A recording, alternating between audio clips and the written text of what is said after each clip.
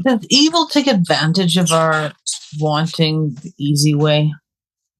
Well, of course, because it's always there.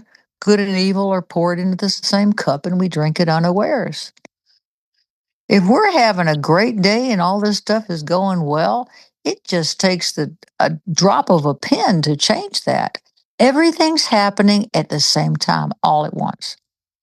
And the lords of materiality, what we call evil, that so-called got in balance and escaped from their form, their ability to manage form back in Atlantean period, they're now here.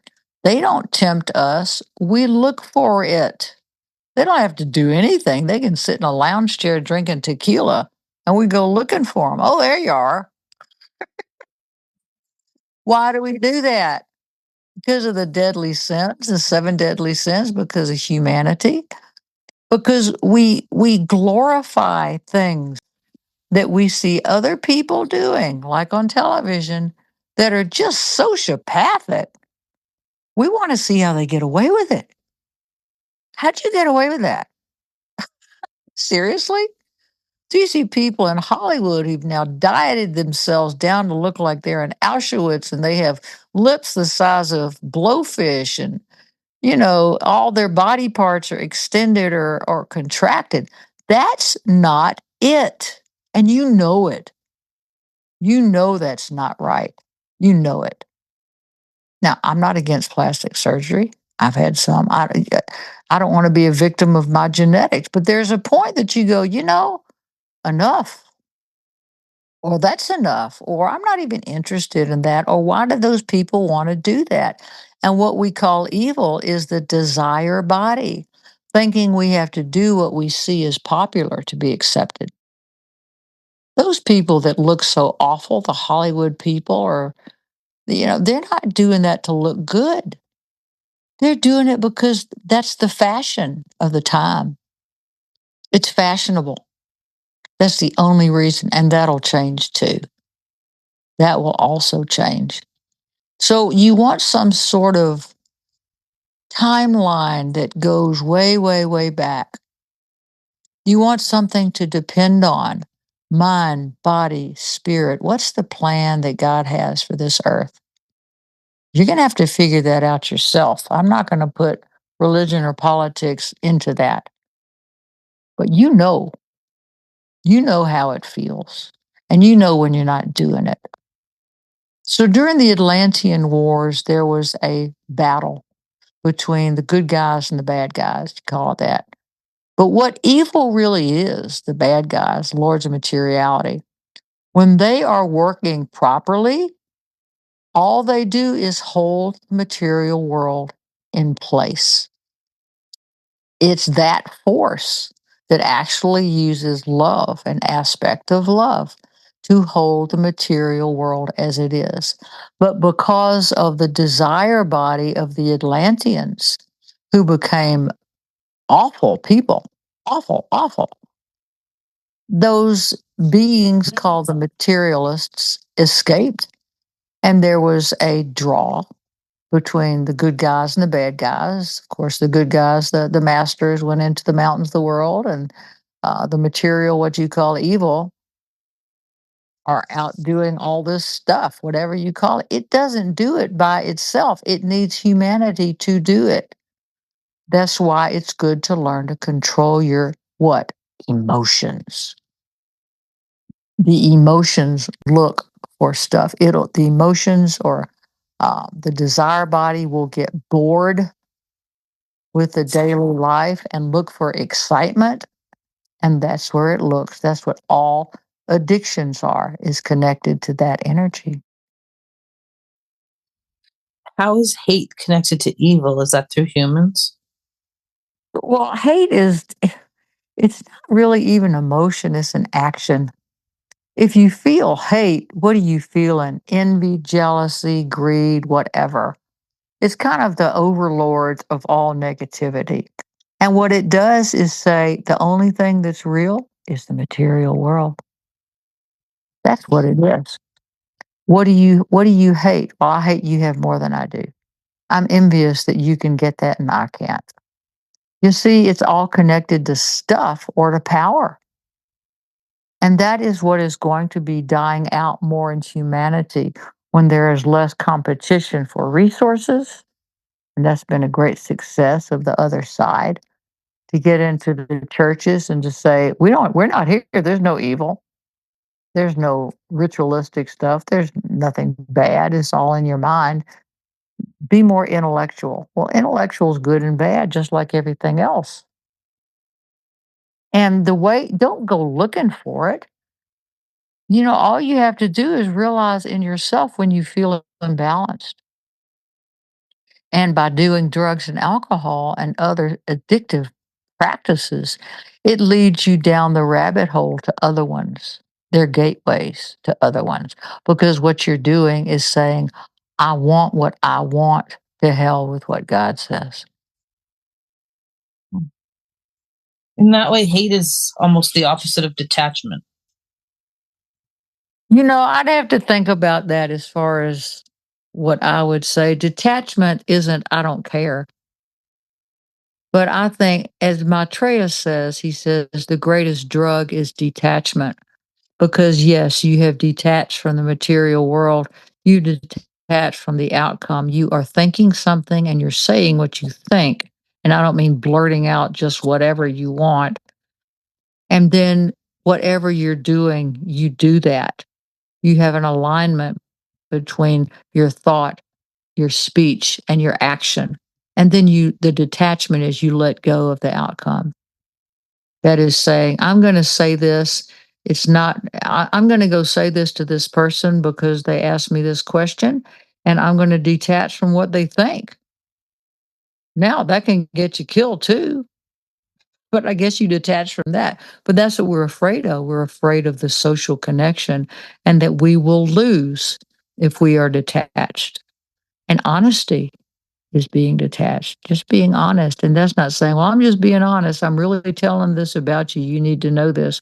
That's that's just tacky. That's rude. And that's showing your greed or you pulled out one of those seven deadly sins out of the backpack we all carry and you're throwing it at somebody saying, well, I'm just being honest. That's not honesty. It has nothing to do with honesty. That's you using an advantage that you think you can get away with. And why do we do this stuff? Because we don't realize what's coming next. What's coming next is always the outcome of what we thought and what we've acted on and what we've said. There's always a recurrence with that. There's an outcome for that. And hopefully, as you evolve in life and you become older, you'll know the outcomes of your behavior and go, oh, I'm not going to do that. That's how I've had to learn. Absolutely. And when you're aware of how you do and say certain things and what the outcome of it is, then you can, tweak your reality, I suppose. Where have the graces gone of kindness, of not having to say everything you think? When somebody gives you something, you say thank you. A text, a note, just say thank you. What has happened to society? It's disappeared along with cursive writing. To me, the artful way and the graciousness of dealing with people has been replaced with impatience. And it's an ignorant way to go. We can bring some of that back, but you have to do it with your own personal behavior. But what it all gets down to is when you are encountering other people in public, the golden rule never lies. You can detach. If somebody says something nasty to you and you're at a party, smile and say, excuse me, and walk away. Isn't that cool? It really is that simple. It's that simple. And if somebody constantly is harassing you about what is it these days, your politics, your religion, your sexuality, just block them. You don't have to, there's 8.5 billion people on the planet. Create new families. But if it's somebody that you want a continuing relationship with, you're going to have to find a way to address it. But you may find that they aren't receptive. You may find that there's somebody that you have to constantly engage that is either just a dumb shit or rude or aggressive with a behavior that's abhorrent. You're going to have to deal with that. There are times and people out there that we all have to deal with that at some time. But what comes next is what you have to remember. What are the consequences of that? And that is where detachment comes in. I don't believe in encountering people and saying, well, this is what you need to know. That's nobody asked you that. Disengage. If you know somebody's going to be at a gathering or party and you know that they're already going to come up to you and don't go. Why do you have to go? What's the point? It's amazing how fast you will fall out of people's lives and they yours once you realize that there are 8.5 billion people on the planet. And you can pretty much choose in many situations who is in your life. It will feel like pulling a teeth to do it the first time. That's called ghosting people. Why not? Why not? What are you going to lose? You're going to gain peace of mind. You're going to find. Now, I realize this is also an INFJ thing I do, but that's how I find peace of mind. I don't do that to be rude to somebody, but I only have to get people out of my life who are rude and aggressive and don't have the same value system or who don't want to talk. They just want to yell. You don't need that because there's something wrong with those people. Seriously. And I guarantee you, you won't be the only person ghosting them. Yes, exactly. You get to choose who you have in your life.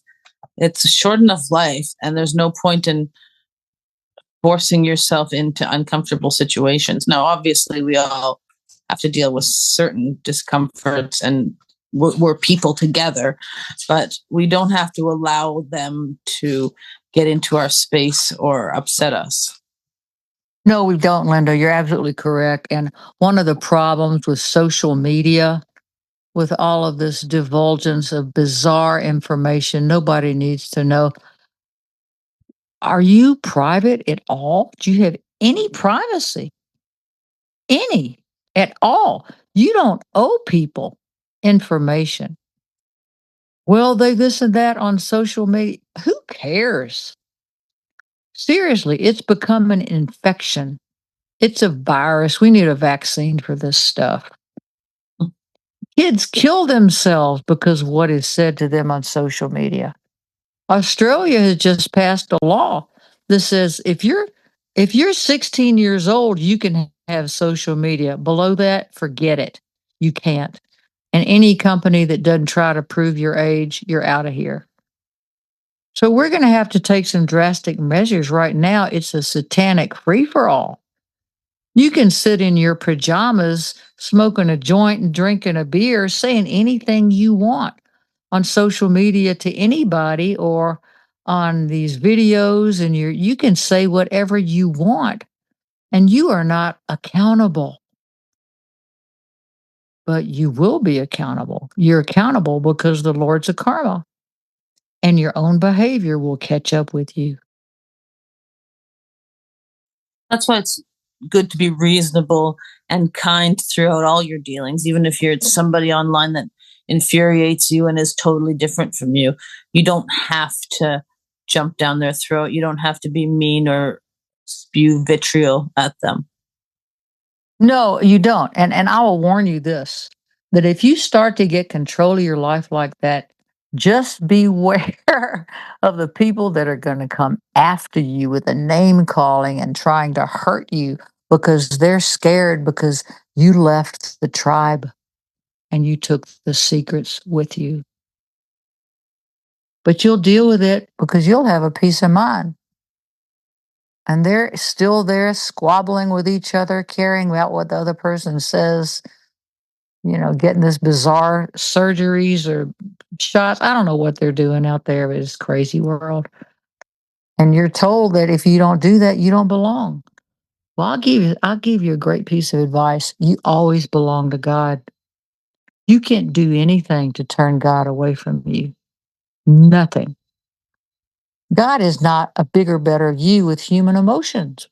That energy field is, we can't even connect really with the high levels of that. You are always, always a part of that family, a favored child. You are God's beloved. And don't let the fashions of the time tell you otherwise, because those people are terrified. They're scared to death of you. I had a woman say to me once, I said, look, I just don't think we need to even communicate.